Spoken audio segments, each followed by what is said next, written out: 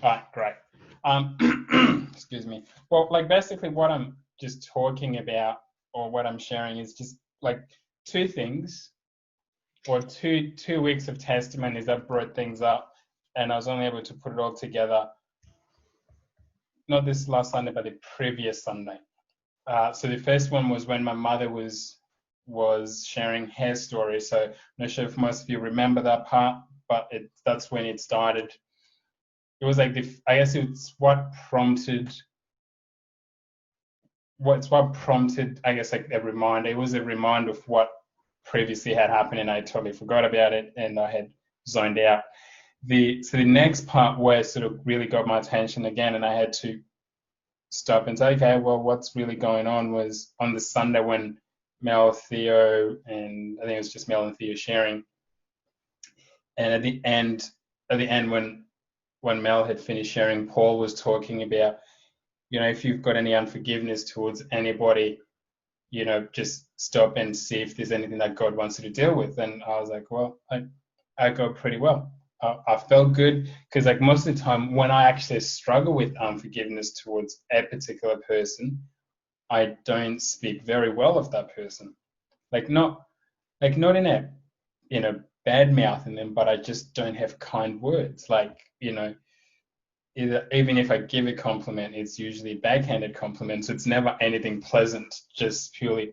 But in this instance, I wasn't able to pick up on that because this person is just so far gone out of my head that it was never anything that I could pay notice to or have much attention to during the course of a week or the course of my life. It was a sort of a forgotten past experience that I actually worked really hard to forget that experience, and it was just brought up. So so what happened was when Paul was talking, he's mentioned, okay, if God is prompting you to deal with something, you have to do it now. And I was like, first response, yeah, but I'm good. And he says, well, just go through everybody and make sure there's nothing there. And this was the first prompt, and I was like, nah, I'm still good. And the second prompt is like, okay, so there is something there, but I'm still good because she's dead, so I don't have to worry about it. So anyway, after that, I then went over to Nia and Phil's house. I just dropped by. I was not feeling well. I could feel that something is not right, and I'm just trying to ignore it, but it's not going away. And I was talking to Nia and Phil about it. So with what my mother was talking about, she was obviously mentioned a part in her life that I obviously made their marriage really difficult, and that was in large part because of my dad's sister. Now, she never really did anything to me directly, but she actually did make my mother's life very miserable, and I remember that very, very clearly. And for that very reason, it's not that I despised her as a person, but in my world, she quite literally stopped being a person. It was like she was no longer registered as being a human. She was just another thing that's there. To the point when, so this was, I was quite young at the time. And it's probably the first or second year even moving to this country. So it's a long time ago, 9 years ago. And so to the point where it's like when she got ill, she was quite, yeah, like the illness she had was quite bad. I didn't really care. I didn't lose sleep over it. I didn't feel anything. I just didn't, like, my life did not alter one bit, and I felt no level of remorse whatsoever. It's not that I felt like she deserved it. It's more the fact that I didn't feel anything, as in, it's not like, to me, she just was not a person. So there was no emotions I had to be attached to it.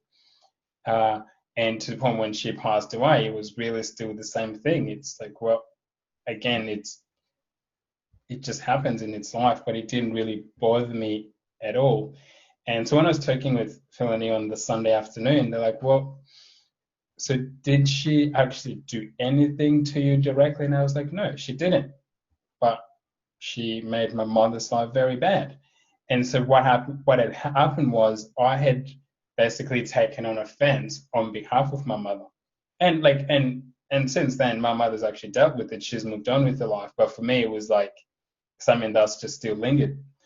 And the crazy thing with that too is that I never felt the need to, like, even if it came up, like for instance on the Sunday, and he was like, well, this is something you need to deal with. I was like, that would be the right thing to do, but in this instance I feel like the right thing is actually the wrong thing. Like, that would be the right thing to do, to actually forgive and then I move on with my life, but I feel like doing that would actually be doing the wrong thing, because I don't excuse it, I don't justify it. It's like purely I feel like, or I felt like, holding on to this level of unforgiveness is perfectly normal and it's okay, and it's not something to be dealt with. It's not a problem that it's fixing. It's a normal experience of life. So from that point on, it was something that I would, like, I thought it was okay. So this was Sunday afternoon, or Sunday late afternoon. On Monday, like all day, it's just something that kept coming up. But every time it's like, no, I don't have to, because it's normal to feel the need to forgive a person. But in this instance, it didn't register that way to me. She didn't register as a person, so I didn't see the need to forgive, because there is no person to forgive. Yeah, makes sense. And so it was like, but there's just this unease constantly that's like, well, you have to do this. And I'm like, yeah, even if I do, she's dead. There's not really much point, So it's like I was trying to find every reason not to do it. I'm not excusing it, but it's just more, I just didn't want to do it, because it didn't seem like it genuinely did not seem like the right thing to do. So it was until the Sunday afternoon, sort of took him further with me and Phil from continuing on from Sunday. And I guess, like, it was more fair, not even feelings or emotions. It was literally just that, number one, an act of obedience for start, and second, it was like a logical understanding.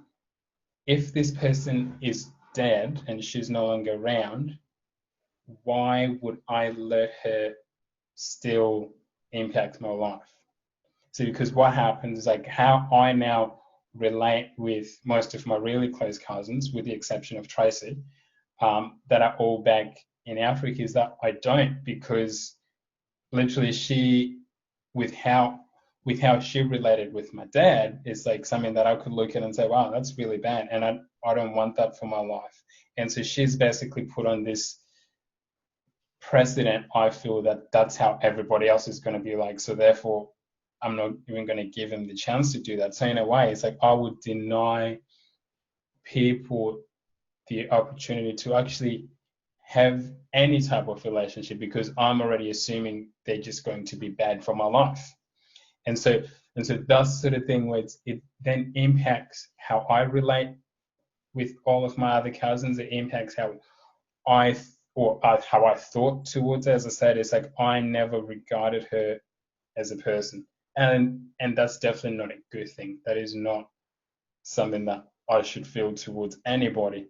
There was, so that Monday night, the discussion was basically like, well, number one, if this is something that God has clearly brought up, because I definitely wouldn't have mustered up the courage to say, oh yes, this is a problem I need to deal with. It was just like not even going to be a second thought. But if this is something that God has brought up, then I need to be able to respond to what He wants to do. So there's a part that I need to play, which is to forgive, to actually realize, yes, sure, wrong was done, not even done to me, but I've taken on offense on behalf of my mother, and I have to forgive, and I have to let that go. So that was the first part. And the second part was actually not waiting for any emotions or any, like, to feel like, great, now I feel relieved, because I have zero emotions attached to the whole thing. It's more just, it's a hindrance towards how I would relate to people. It's a hindrance towards how like the biggest thing is that how I viewed her as a person. And I think that is not a good thing from my part to sort of relegate to someone to actually quite literally not be human. She was just another thing that was just there, and that was not okay. So for me to be able to respond to God saying, well, this is what you need to deal with, you need to forgive her, you need to let that go, and you have to recognize that, you know, she was a person and she did what she thought was best, and she might have had her own agenda, she might have had her own purpose, but she did what she thought was best, and that was her choice. And I don't have to be the judge of what happens to her life. I don't have to hold on to anything as a means of punishment, but I simply have to let that go, because that's God's job, not my job. And so it was like same thing on the Monday night. I realized that, and when I got home and I knew what I had to do, it was just simply talk to God and actually let him know that I understand what he's talking to me about. And I realized what he's asking me to do. And of that, I simply responded with actually saying, I do forgive her, and I don't have to hold on to anything towards anything that she did to me, anything that she did to my parents, anything that she would have, any pain she would have caused, any hurt she caused. I don't have to hold on to that anymore, because number one, she's not around, so really she shouldn't be affecting my life. And number two, I don't have to be the one that would send judgment on her life. That is God's place to do that. So that was, yeah, like this, like what was prompted from the couple of weeks of testimony is something that I had to deal with after that. Thank you.